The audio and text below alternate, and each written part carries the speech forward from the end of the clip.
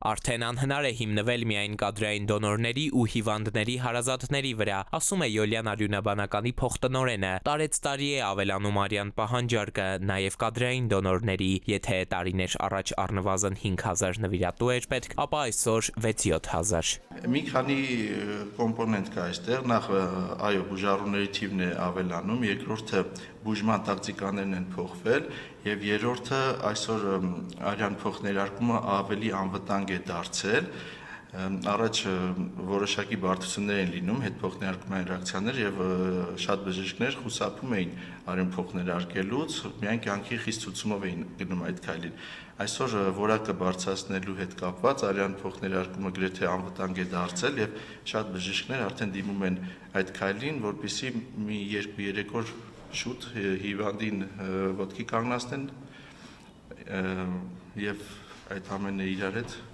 բերում է պահանջարկի ավելացման։ Ու որպեսզի իր հերթին մի բան էլ բարձրացված պահանջարկը հնարավոր լինի ինչ-որ չափ մեղմել, մասնագետներն ուսումնասիրեցին միջազգային փորձը ու եկան եզրահանգման, որ մեզ դոնորության մշակույթ է պետք։ Յուրաքանչյուր քաղաքացի իր պարտքը համարի ժամանակ առ ժամանակ արյուն հանձնել, չսպասելով արտակարգ իրավիճակի։ Մշակել են արյունատվության արշավ եւ Երևանի եւ մարզերի համար, անձամբ են գնում արյան հետևից։ Նախկինում ավելի պատկերացումները ավելի սահմանափակ էին եւ հիվանդությունների վերաբերյալ եւ արյունատվության վերաբերյալ, հիմա մարդիկ ավելի ինֆորմացված են, ավելի շատ ինֆորմացիա ունեն հիվանդությունների մասին եւ դրանց բուժման կոմպոնենտում ներառվում են նաեւ արյան ներարկումները, դա մի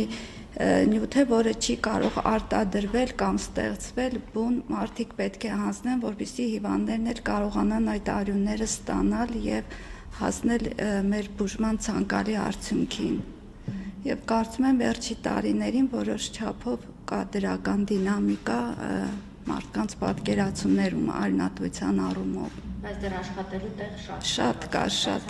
Հայաստանի 10 մարզերից ուղիղ կեսում 5-ում հիմա կա արյան հավաքագրման մշտական կայան։ Շրջիկ խմբերով փորձում են նաև մյուս 5-ն ակտիվացնել, թեպետ արյան հավաքագրման յուրաքանչյուր ակցիա միայն 1-2 օրվա խնդիր է լուծում։ Վաղն ի դեպ էջմիածնում են նրանք լինելու, համայնքային ու ուժային որոշ կառույցներն արդեն հայտնել են, գնալու են արյուն հանձնեն։ Նրանց կարող է միանալ յուրաքանչյուր քաղաքացի, եթե իհարկե մտքով եւ առողջությամբ պատրաստ է դոնորության։